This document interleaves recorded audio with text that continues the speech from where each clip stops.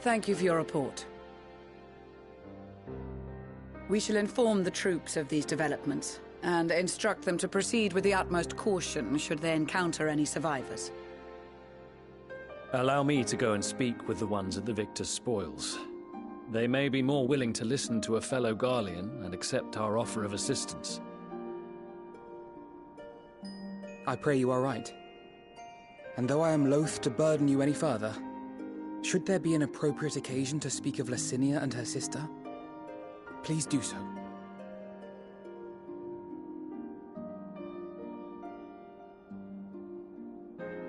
I am sorry to have put you through this. My distress is nothing compared to their suffering. So tell me, what else have we learned?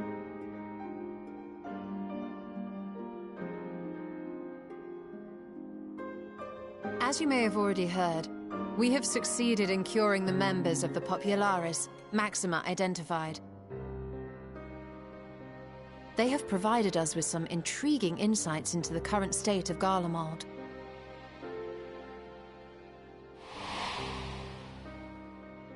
The assassination of Emperor Varus was the catalyst for the civil war. Nerva declared his claim to the throne, and his opponents refused to recognize it. Fighting broke out in the capital, where Nerva's 3rd Legion clashed with the 1st, who remained loyal to Varus even after his death. Of course, even Imperial warmongers would balk at the idea of turning their shining city into a battleground. Like burning down the wood to spite the wasps. Neither side would be so mad.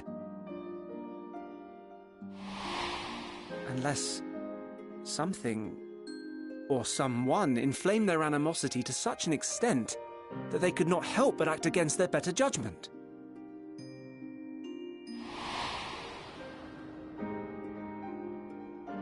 It brings to mind events of the Gimlet Dark, does it not?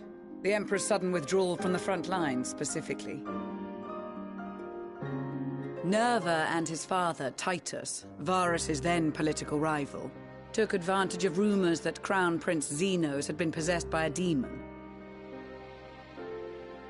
Elidibus, what better way to disparage your enemies than with the truth, or a close enough approximation? Indeed.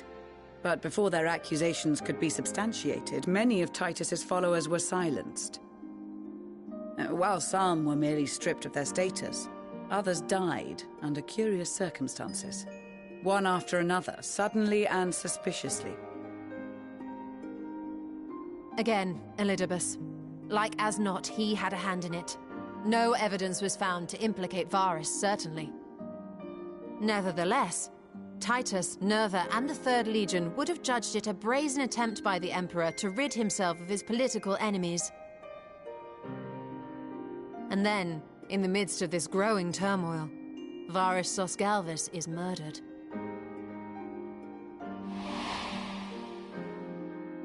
And Garlemald's own prodigal son, Gaius van Belsar, is named the murderer.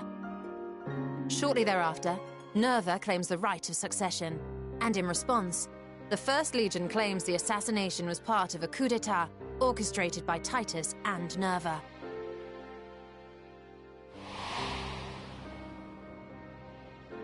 So no one is at fault, and everyone else is to blame.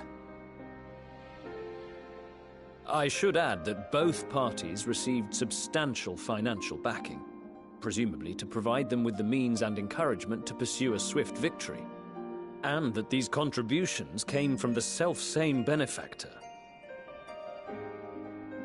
I'd heard House Brutus had been filling the 3rd Legion's coffers, but the 1st as well. It would seem so. Though the Populares determined that the 1st Legion received funds from a variety of organizations, all had connections to House Brutus. So Fandaniel, in the guise of Asahi, was playing both sides against each other the entire time. The information we gained from my friends does not end there. One night, shortly after fighting broke out, the capital was shaken by an immense tremor. From that point onward, they have no memories. No recollection of any events, including our clash on the Magna Glaciers. But when asked about the Imperial Palace and its bizarre transformation, they somehow recall Emperor Varys giving them orders in their dreams.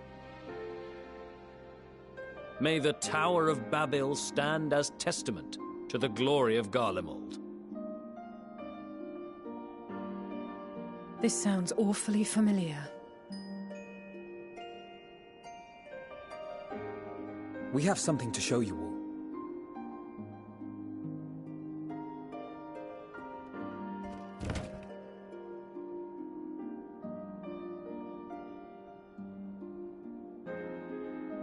Varys spoke to them through this radio.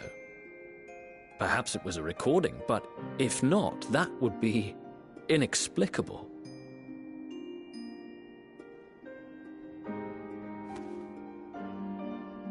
We are of one mind, then.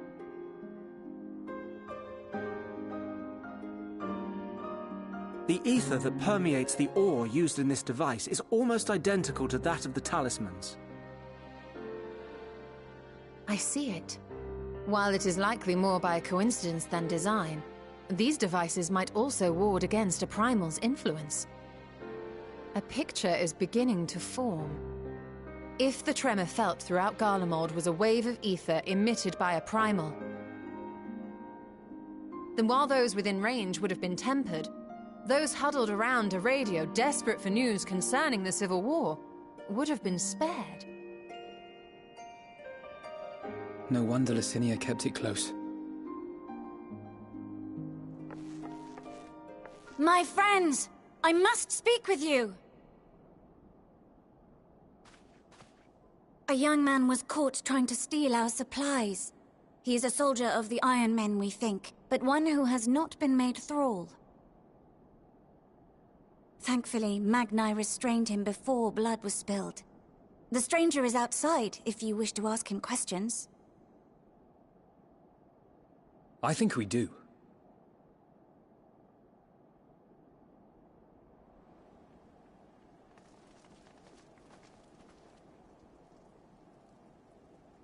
Who do we have here?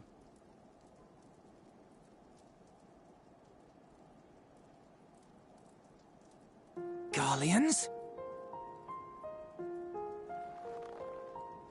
Traitors to your homeland! Have you no shame?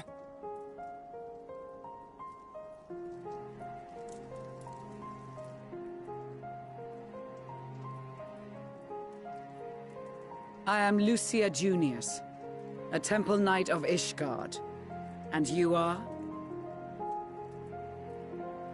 Iulus Pier Norbanus. And that's all you invaders will get from me. We are not here to invade Garlemald. Far from it. Like you, our allies in Eorzea and the Far East fight in defense of their lives and their loved ones even as we speak. But it is the people of Garlemald who have suffered most. This we know. And that is why we have come to offer you our aid, that we may unite against our common foe.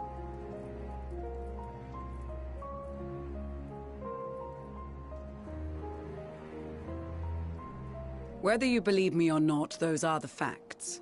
Now, answer me this. Why would a proud soldier of the Empire be reduced to stealing? The situation must be dire indeed for you to go to such lengths.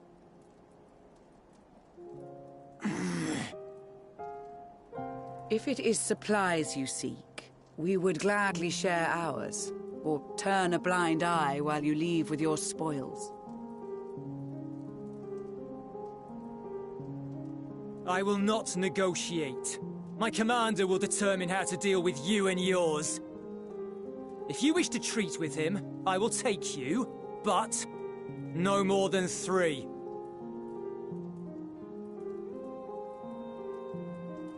I don't much like the sound of that. But if we do accept his proposal, I suggest the 2 of us and...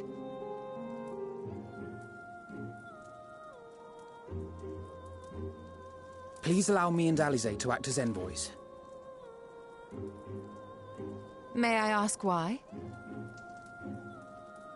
We have seen with our own eyes the hardships the Garleans face, how their futures and lives hang in the balance. It's not the warmest invitation, but it's an opportunity to prove our intentions true. Maybe not a chance to make things right, but a chance to make them better.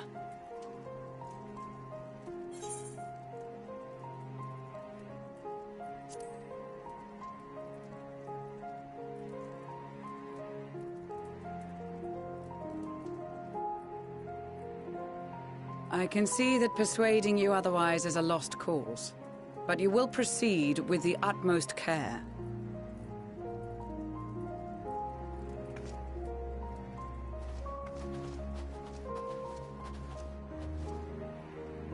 Couple of children and what?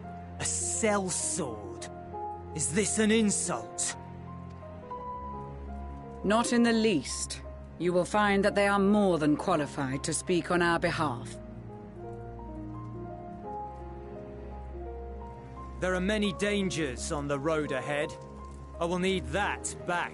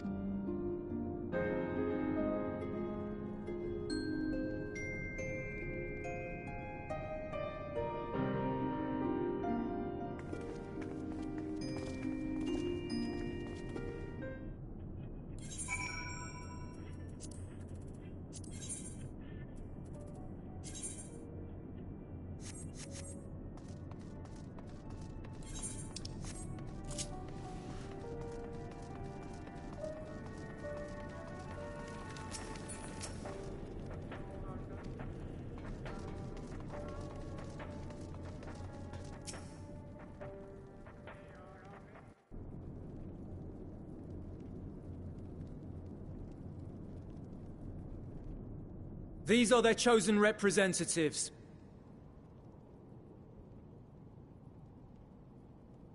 Very well. Let us hear what they have to say. Yes, sir.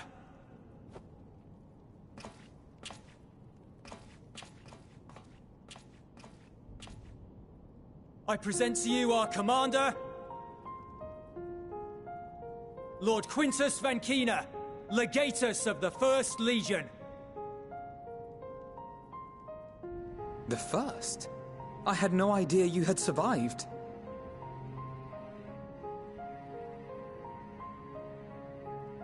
We lost our Emperor, our city, more than half our troops. For my wounds, I may never take the field again. But we survived, aye. In a manner much to your liking, I dare say. We have no intention of adding to your misfortunes, nor do we bear you any ill will. Spare me.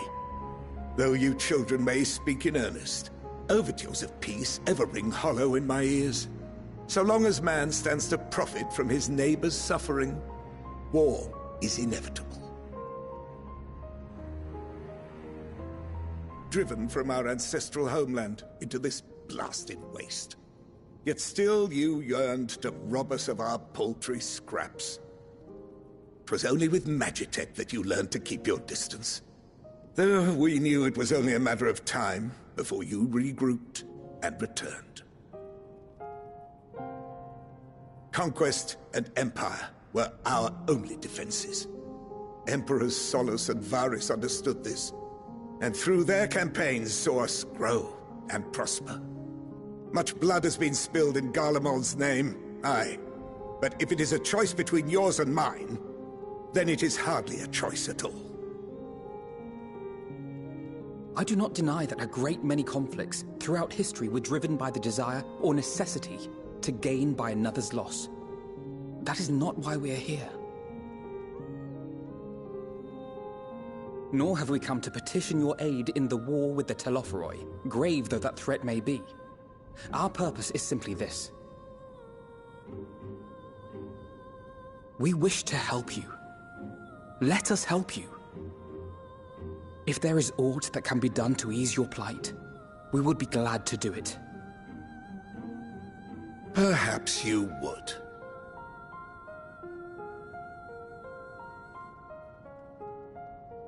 But regardless of the ideals you espouse, your leaders would not send an army into Garlemald if they did not stand to benefit. If we accept their aid, they will expect their efforts to be rewarded once the Telophoroi are no longer a threat. And after compensation and concessions, the great empire would be brought to heel. Her enemies rejoice at her downfall. Our third eye, a mark of shame. We won't stand idly by and let your people be humiliated. And we're not alone in that. We only want to make a difference.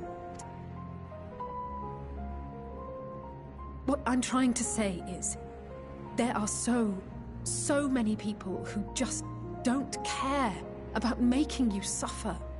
And maybe that's almost insulting after all the suffering you feel the world has subjected your people to, but believe it or not, that's the truth. And now we're here, and all we're asking is for you to tell us what you want.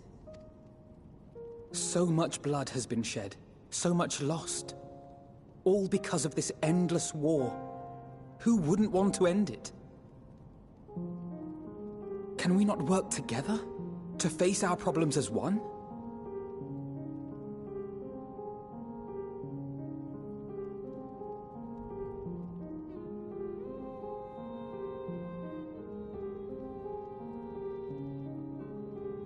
Answer me this, young peacemakers. If a world without conflict is your desire, why reject the unity and prosperity of Garlemald? Is it because we do not share your faith? That we do not share your heritage? That our ideals and virtues differ? That we cherish and hold in the highest that which you do not? Disparity is the root of discord, and peace built on compromise is flawed and fleeting. Happiness for one and all is a dream, and the reality is that to the victor go the spoils. That is why we Garleans will never submit nor surrender.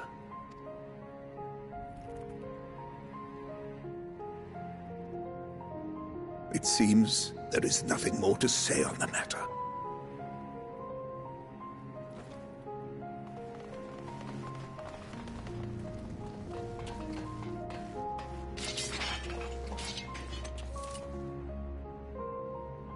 You will remain here while I decide what is to be done with you. Do not be alarmed. No harm will come to you if you cooperate.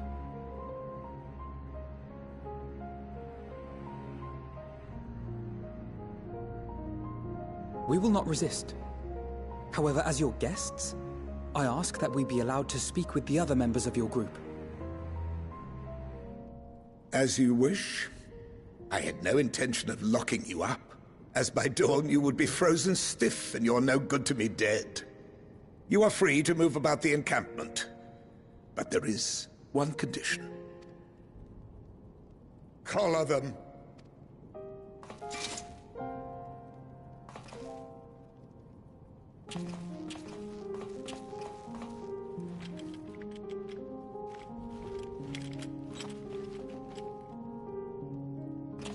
What are these?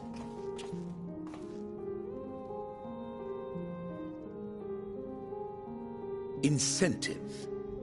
You'll be watched at all times. Stray too far or act suspiciously, and we will administer a rather painful shock.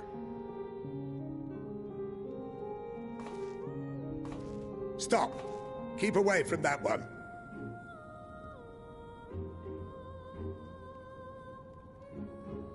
The champion of Eorzea is not so easily cowed.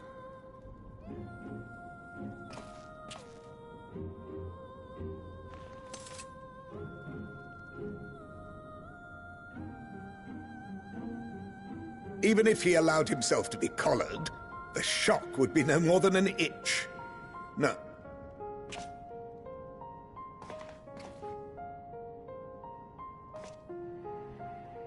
You needn't worry about us. We'll forget we're even wearing them soon enough. Even now, you still...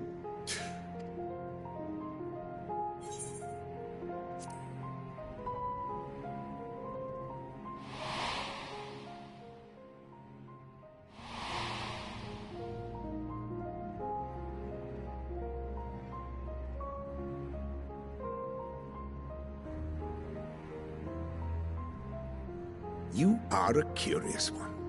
A far cry from the merciless barbarian others paint you to be. You will be their warden. Take them away. Yes, sir.